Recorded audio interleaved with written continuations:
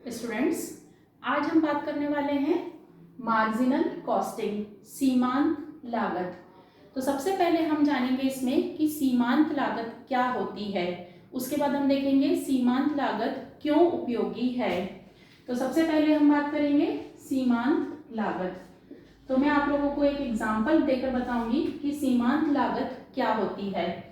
मान लीजिए आपने जो है 50,000 यूनिट जो है वो बनाई और उसकी लागत जो है टोटल बनाने की कॉस्ट जो है वो 70,000 रुपये जो है वो आई है।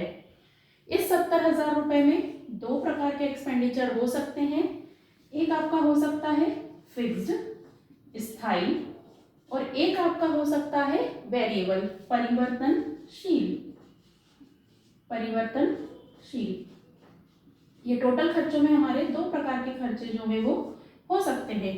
हमारे एग्जाम्पल में हम सपोज कर लें कि 20,000 रुपये जो है हमारे फिक्स एक्सपेंडिचर है और 50,000 रुपये जो है हमारे परिवर्तनशील एक्सपेंडिचर है। फिक्स एक्सपेंडिचर का मतलब क्या होता है? इसका उत्पादन के बढ़ने और घटने का असर नहीं होता है। मतलब इसको हम बोल सकते हैं कि उत्पादन के एक बिंदु के बाद एक बिंदु तक ये स्थिर होते हैं। मतलब यदि हम उत्पादन में बहुत मेजर चेंज नहीं करें तब तक ये चेंज नहीं होते हैं। जैसे मैं एग्जांपल के लिए बताती हूँ, फैक्ट्री का किराया। होगा क्या ये चेंज? यदि हम फैक्ट्री में 50 यूनिट बनाए, 50,000 यूनिट बनाए, 1,000 यूनिट बनाए या संडे के दिन छुट्टी होती है, तो क्या हम फैक्ट्री का किराया कम या ज्यादा देते हैं? तो ये आता है स्थायी व्यय के उसमें।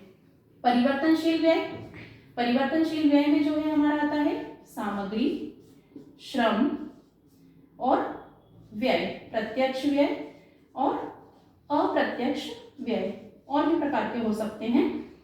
तो ये वाले व्यय जो हैं उत्पादन के एक बिंदु तक स्थिर होते हैं।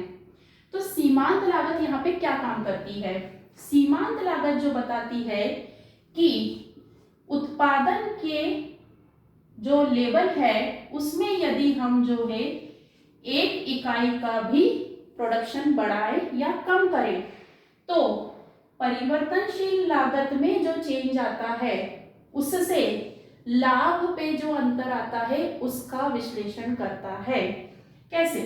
यदि आपने 50,000 एक यूनिट बनाई, पहले 50,000 थी, अब 50,000 एक यूनिट बनाई, लागत जो है आपकी मान लीजिए 70,700 रुपये हो गई। तो इसका मतलब क्या हुआ? स्थायी और परिवर्तनशील। स्थायी तो मैंने आपको बताया कि वो जो है बहुत बड़ा चेंज नहीं कर रहे हैं तो स्थिर होती है। तो हमारी जो है लागत कितनी हो जाएगी? 50,700। पिछली वाले उसमें हो रही थी 50,000 और अब हो रही है 50,700। तो उत्पादन की एक इकाई भी यदि हम परिवर्तित कर रहे हैं तो उसके कारण हमारे परिवर्तनशील व्ययों में और लाभ में जो अंतर आता है उसका विश्लेषण करने के लिए सीमांत लागत का जो है उपयोग किया जाता है। यह जो है लागत को नियंत्रित करने की एक टेक्निक है और लाभ का विश्लेषण करने की, क्योंकि हर व्यापारी को ये पता है कि उसे जो है यदि 50,000 रुपये लाभ हुआ है, 70,000 रुपये लाभ हुआ है, 1,00,000 रुपये लाभ हुआ है, इन तीनों कंडीशन में उसको 20,000 रुपये तो पे करना ही है। ये उसका स्थायी व्यय है। तो जो एक्स्ट्रा अमाउंट है वो उसकी लाभ की राशि होगी। तो सीमांत लागत जो है, यदि हम इसकी परिभाषा की बात करें तो हम कैसे कहेंगे कि उत्पादन की एक अतिरिक्त इकाई के कारण परिवर्तनशील व्ययों में होने वाला परिवर्तन तथा लाभ में जो परिवर्तन होता है उसका विश्लेषण करता है। आया आपको समझ में सभी को? क्लियर? अब हम बात करेंगे इसके इंपॉर्टेंस की। तो ये जो है सीमांत लागत जो है वह लागत को नियंत्रित करने की, लाभ का विश्लेषण करने की और परिवर्तनशील व्ययों के कारण लाभ में कितना प्रतिशत हो रहा है उस चीज को जो है निकालने की एक टेक्निक है। क्लियर। अब हम इसकी बात करें, इसमें जो मेजर रोल रहता है कंट्रीब्यूशन का, अंशदान का, तो उसके पहले हम समझेंगे कि सीमांत लागत का स्टेटमेंट कैसा होता है। किस तरह, उससे आपको सारे फॉर्मूले जो हैं इजीली याद होंगे। सीमांत लागत में सबसे पहले लिया जाता है सेल्स, विक्रय, ये हमने ले लिया। इसके बाद इसमें से माइनस किया जाता है मार्जिनल कॉस्ट, मार्जिनल कॉस्ट, या हम इसको बोल सकते हैं यहाँ पे वेरिएबल कॉस्ट। हिंदी में यदि हम बोले तो परिवर्तनशील लागत। तो ये हमारा जो है सेल्स में से परिवर्तनशील लागत जो है घटा दी जाए तो हमारा आता है अंशदान, कंट्रीब्यूशन। ठीक है, शॉर्ट फॉर्म में हम शॉर्ट फॉर्म भी बता दूंगी मैं आपको। यस, कंट्रीब्यूशन आ गया। इसमें से फिर माइनस किया जाता है फिक्स्ड कॉस्ट, स्थायी लागत, ये माइनस किया जाता है तो आता है हमारा प्रॉफिट, लाभ। ये हमारा जो है प्रॉफिट होता है। सेल्स शॉर्ट फॉर्म में बता रही थी एस, वेरिएबल कॉस्ट के लिए, मार्जिनल कॉस्ट के लिए वी, कंट्रीब्यूशन के लिए सी और फिक्स्ड कॉस्ट के लिए एफ सी, तो आता है हमारा प्रॉफिट। ये जो है अपनी चार चीजें हैं। तो इसमें जो है कंट्रीब्यूशन को मेजर फोकस किया जाता है। क्यों? क्योंकि मैंने आपको बताया कि फिक्स्ड कॉस्ट तो आपको हर कंडीशन में बियर करनी है, तो इसमें जो मेजरली रोल होता है वो होता है कंट्रीब्यूशन का। ये फॉर्मेट यदि आपने अच्छे से लर्न कर लिया तो आपको सारे फॉर्मूले जो सीमांत लागत में हमको पढ़ना है, कौन कौन से फॉर्मूले, हम कौन कौन से कंसेप्ट हम इसमें कवर करने वाले हैं। पहला जो हमारा कंसेप्ट रहेगा वो रहेगा अंशदान, कंट्रीब्यूशन। ये हम सीखेंगे कि अंशदान जो है वो कैसे निकालते हैं। इसके बाद सेकंड हम इसमें पढ़ने वाले हैं profit volume ratio, profit volume ratio, इसका शॉर्ट फॉर्म चलता है पीवी रेशियो। हिंदी में यदि हम बोले लाभ, मात्रा, अनुपात, ये कंसेप्ट हम कवर करेंगे। थर्ड जो है हमारा इसमें चलता है, फाइंड आउट करेंगे, वो है break even point, break even point, break even point. Hindi में ही हम बात करें इसकी तो सम विच्छेद बिंदु। इसके बाद चौथे नंबर पे हम सीखेंगे यहाँ पर margin of safety, margin of safety, सुरक्षा सीमा। पांचवें नंबर पे जो हम कंसेप्ट इसमें कवर करेंगे वो है आपका डिजायर्ड सेल्स या डिजायर्ड प्रॉफिट। इसको वांछित या एक और हिंदी में शब्द चलता है इच्छित विक्रय या लाभ। ये टॉपिक हम जो है कवर करने वाले हैं, कंट्रीब्यूशन, अंशदान, प्रॉफिट वॉल्यूम, एडजस्टमेंट, यहाँ ई आएगा, profit volume ratio, PV ratio short form चलता है, लाभ मात्रा अनुपात। तीसरा हम कवर करेंगे ब्रेक इवन पॉइंट, बीईपी, सम विच्छेद बिंदु। फोर्थ हम कवर करेंगे मार्जिन ऑफ सेफ्टी, सुरक्षा सीमा। पांचवा हम कवर करेंगे डिजायर्ड सेल्स या डिजायर्ड प्रॉफिट, वांछित या इच्छित शब्द भी यूज करते हैं, विक्रय और लाभ दोनों।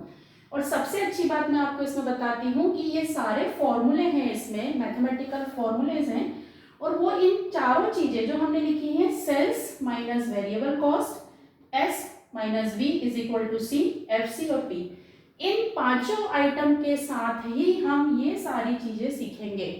तो आप यदि ये चीज ध्यान रख लेंगे तो आपके लिए ये फॉर्मूले याद करना बहुत इजी हो जाएगा। क्लियर। अब हम आज जो है स्टार्ट करने वाले हैं अपना कंट्रीब्यूशन अंशदान। ठीक है, चलिए अंशदान पे हम बात करते हैं।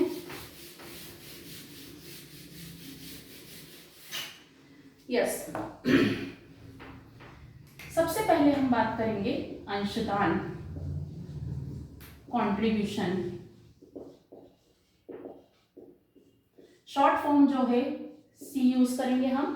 कंट्रीब्यूशन के जो है फॉर्मूले यदि हम यहाँ पर बनाएं तो आप देखिए एक फॉर्मूला तो आपको यहीं पे दिख रहा है S माइनस बी, या एक और फॉर्मूला जो है आप देखिए और करके हम लिखें F प्लस P। अब देखिए मैं आपको कैसे बताती हूँ कि ये दोनों भी जो है एक जैसे होते हैं। फॉर सपोज हमने यहाँ पे सेल्स ले लिया 1,00,000 रुपए, ठीक है। वेरिएबल कॉस्ट हमने ले ली यहाँ पर 60,000 रुपए, इसमें से इसको हमने माइनस किया तो हमारा कंट्रीब्यूशन कितना आ रहा है 40,000 रुपए। मान लीजिए हमारी फिक्स कॉस्ट जो है वो 10,000 रुपए है, तो हमारा प्रॉफिट कितना आ रहा है 30,000 रुपए। अब मैंने आपसे कहा कि कंट्रीब्यूशन फाइंड आउट करिए, तो हमारे पास दो फॉर्मूले हैं, दोनों से आंसर एक ही आएगा। पहले मैं ये फॉर्मूला पुटअप करती हूँ, तो सेल्स कितना है हमारा 1,00,000, वेरिएबल कॉस्ट है 60,000, तो मैंने ये निकाला 1,00,000 माइनस 60,000, तो पहली कंडीशन में हमारा कंट्रीब्यूशन कितना आया 40,000 रुपये। दूसरे फॉर्मूले से आप देखिए यहाँ भी मैं सी निकाल रही हूँ और करके, तो देखिए फिक्स कॉस्ट प्लस प्रॉफिट, तो ये क्या हो गया 10,000 मेरी फिक्स कॉस्ट है, प्रॉफिट है 30,000, तो ये आ गया 40,000 रुपये। क्लियर?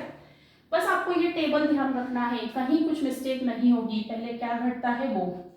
तो ये दो फॉर्मूले हमने इस तरीके से फ्रेम किए। क्लियर? कंट्रीब्यूशन अच्छे से समझ लीजिए, क्योंकि आगे जब हम यहाँ पर पीवी रेशियो की बात करेंगे, ब्रेक इवन पॉइंट की बात करेंगे, वहां पे हमको ये कंट्रीब्यूशन जो है वो पुटअप करना रहेगा। क्लियर? S माइनस बी और F प्लस पी। अब हम बात करेंगे हमारा PV ratio, profit volume ratio, most important of the formula PV ratio. ठीक है, प्रॉफिट वॉल्यूम रेशियो, लाभ मात्रा अनुपात। कंफ्यूज नहीं होना, शॉर्ट फॉर्म लेते चल रहे हैं हम, लाभ मात्रा अनुपात। अब पीवी रेशियो जो है सेल्स और परिवर्तनशील लागत, विक्रय और परिवर्तनशील लागत के बीच का संबंध जो है वो बताता है। तो इसका फॉर्मूला जो है मैंने बताया पांचों जो है इसी से फॉर्मूले बनेंगे। तो पहला फॉर्मूला होगा आपका C अपॉन S इंटू 100, ये फॉर्मूला। अब C मेरे को बार बार नहीं बताना है, C मतलब क्या S माइनस बी, तो सेकेंड फॉर्मूला में क्या बना सकती हूँ और करके लिख लें S minus B upon S into 100, ये फॉर्मूला। ठीक है, क्लियर? इसमें कोई कंफ्यूजन नहीं होना चाहिए। तीसरा मैं क्या लिख सकती हूँ बताइए, F C plus P upon S into 100, एक ही संख्या रखूंगी मैं सब जगह। और फोर्थ इसमें बन सकता है कि अपने पास कि कंट्रीब्यूशन का जो है C upon S into 100, S minus B upon S into 100, F C plus P upon S into 100। चाहो तो आप जो है इसमें वैल्यू पुट करके जो है निकाल सकते हैं, सभी में चीजें एक सी ही आएंगी, एक सा ही आंसर आएगा। और जिस भी फॉर्मूले में इंटू 100 होता है उसका आंसर हमेशा परसेंट में आता है। क्लियर? तो पीवी रेशियो जो है हमारा परसेंट में ही आएगा। ये हो गया हमारा, किसी भी फॉर्मूले से आप यूज करेंगे आंसर एक ही आएगा। मैं अभी आपको वैल्यू पुट करके बताती हूँ। एक चौथा जो है मैं बात कर रही हूँ, तो वो आपको कब यूज करना है, चौथा है बिल्कुल, लेकिन वो जो फॉर्मूला है वो स्पेशल कंडीशन में यूज होता है, उसको मैं लिख देती हूँ। जब इंफॉर्मेशन जानकारी जो है किसकी, विक्रय और लाभ की जानकारी आपको दो समयावधि की दी हो, समयावधि की दी हो, तब हमारा पीवी रेशियो का फॉर्मूला क्या होता है, change in profit upon change in sales. Into 100। ठीक है, यदि हम हिंदी में देखें तो लाभ में अंतर बटे विक्रय में अंतर इंटू 100। ये फॉर्मूले आप एक जगह नोट करके रख लेना, क्योंकि आगे जब हम बीईपी मार्जिन ऑफ सेफ्टी की बात करेंगे तो ये फॉर्मूले हमें काम में आएंगे। यहाँ तक क्लियर सभी को? अब हम एक एग्जांपल देखेंगे और उसमें हम समझेंगे, यही जो हमारा क्वेश्चन है इसी में हम ये सारे फॉर्मूले मैं आपको पुटअप करके बताती हूँ। यस, ये जो है हमारे फॉर्मूले हो गए हैं। आप इन फॉर्मूले को नोट कर लीजिए, याद कर लीजिए। नेक्स्ट लेक्चर में हम इसको यूज करके देखेंगे कि प्रैक्टिकल क्वेश्चन में इनको किस तरीके से यूज किया जाता है। आई थिंक आज की चीज आपको समझ में आई होगी। आपको किसी भी प्रकार का कोई डाउट है कंसेप्ट को लेकर तो आप कमेंट्स बॉक्स में मुझे जरूर लिखिए। Thank you so much.